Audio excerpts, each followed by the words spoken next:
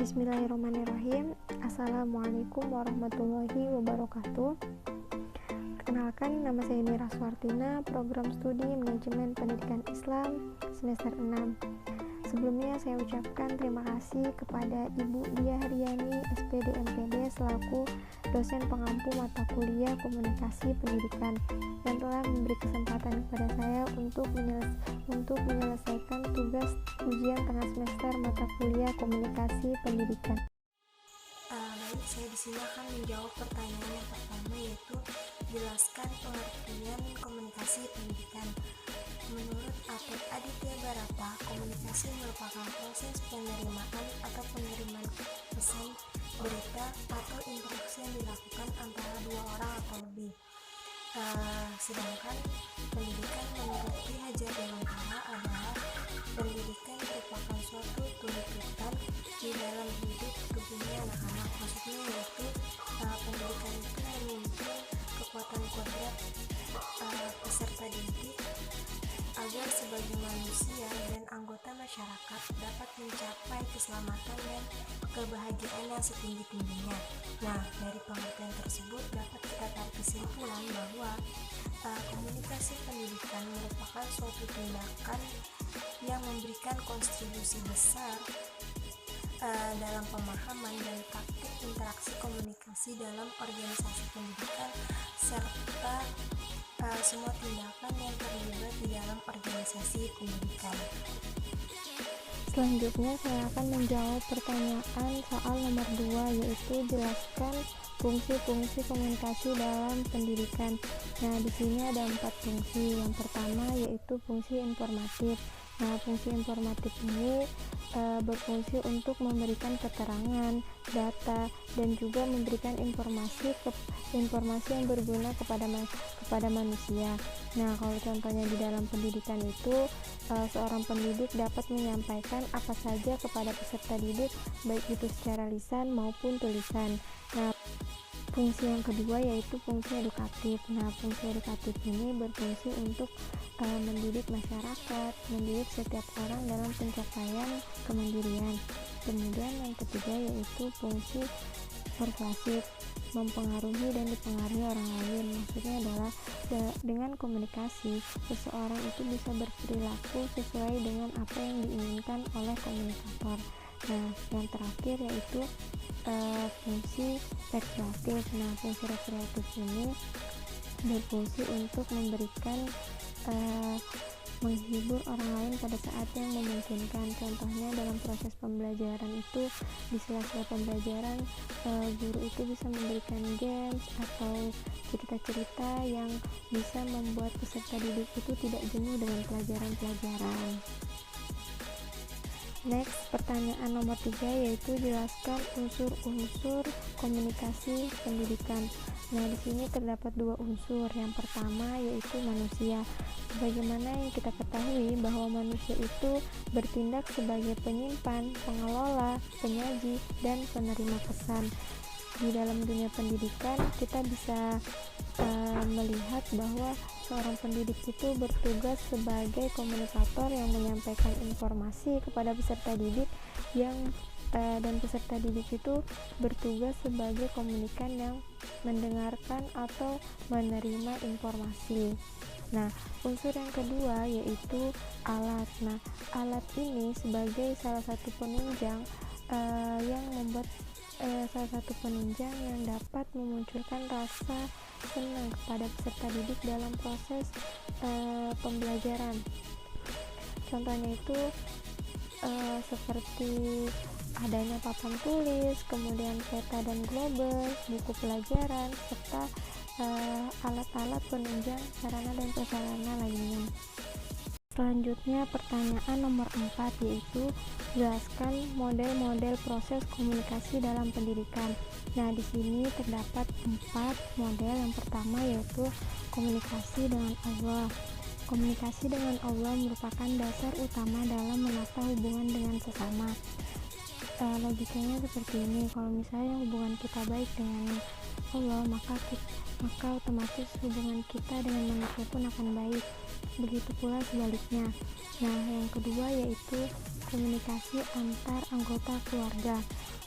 Nah, sebagaimana yang kita ketahui bahwa anggota keluarga memiliki peran yang sangat penting dalam pembentukan kepribadian anak. Selanjutnya yaitu komunikasi di sekolah atau SMCR, yang artinya sumber, pesan, saluran, dan penerima. Yang terakhir yaitu komunikasi dengan masyarakat luas. Sebagai anggota masyarakat, kita harus memiliki kepedulian dan bisa bergaul dengan masyarakat, karena kita sebagai makhluk sosial yang tidak bisa hidup tanpa membutuhkan bantuan orang lain. Next, pertanyaan nomor 5 yaitu jelaskan komunikasi yang efektif dalam pendidikan. Nah, di sini komunikasi yang efektif antara pendidik dan peserta didik itu harus memenuhi aspek-aspek sebagai berikut. Yang pertama, aspek kejelasan. Nah, seorang guru itu atau pendidik harus menggunakan bahasa yang jelas sehingga mudah dipahami oleh peserta didik. Yang kedua yaitu aspek ketepatan. Artinya adalah seorang guru itu harus menggunakan bahasa yang benar dan informasi yang disampaikan juga harus benar. Yang ketiga yaitu aspek konteks atau situasi.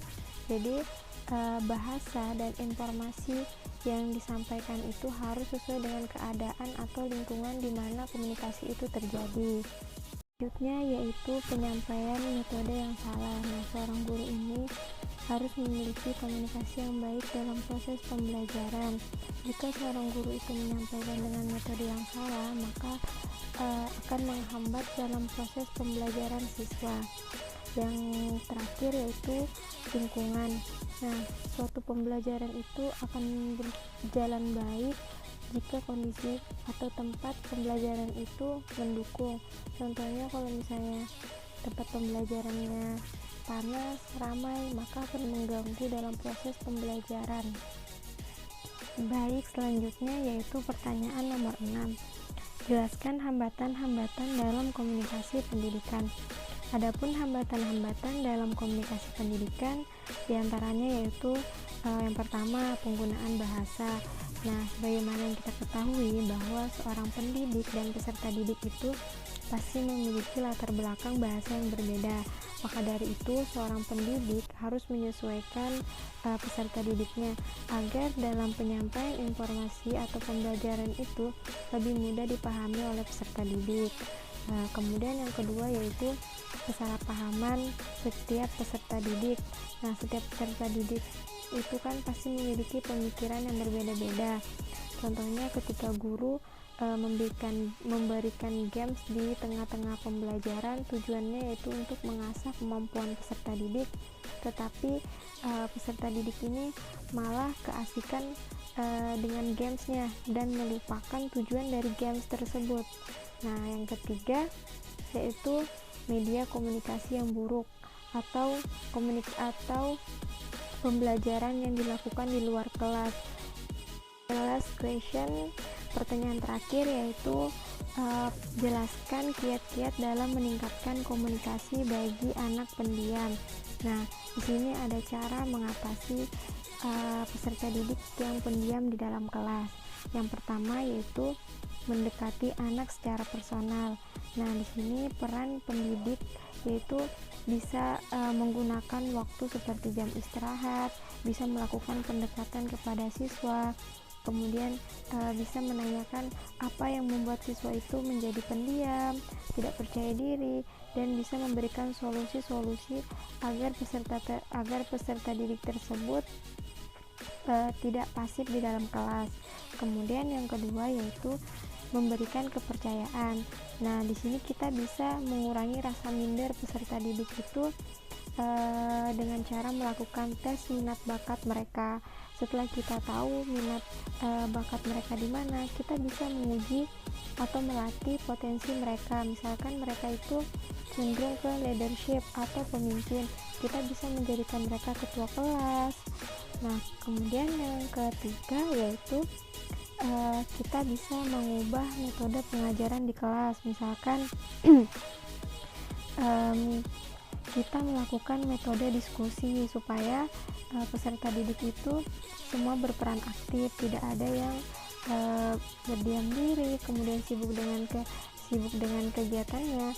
Kemudian kita bisa melakukan presentasi atau tugas kelompok dan lain sebagainya. Yaitu hindari teman sekelilingnya untuk membuli. Sebagaimana kita tahu bahwa anak yang pendiam itu kebanyakan jadi bahan bulian oleh teman-temannya. Nah, maka dari itu peran seorang pendidik yaitu harus mencegah pembulian terhadap sesama siswa. Dengan begitu siswa akan lebih terbuka dan tidak menjadi pendiam lagi. Kemudian yaitu yang terakhir yaitu melibatkan orang tua, karena melibatkan orang tua merupakan salah satu hal yang sangat penting untuk mengubah siswa itu yang awalnya pendiam menjadi siswa yang aktif. Kemudian kita bisa memberikan pemahaman kepada orang tua siswa terhadap masalah yang dihadapi. Kemudian dengan bantuan orang tua kita bisa merubah siswa yang awalnya pendiam itu bisa menjadi aktif di dalam kelas. Ya, karena pertanyaan semuanya sudah terjawab, saya cukupkan sekian. Kurang dan lebihnya saya mohon maaf. Semoga bermanfaat. Wassalamualaikum warahmatullahi wabarakatuh.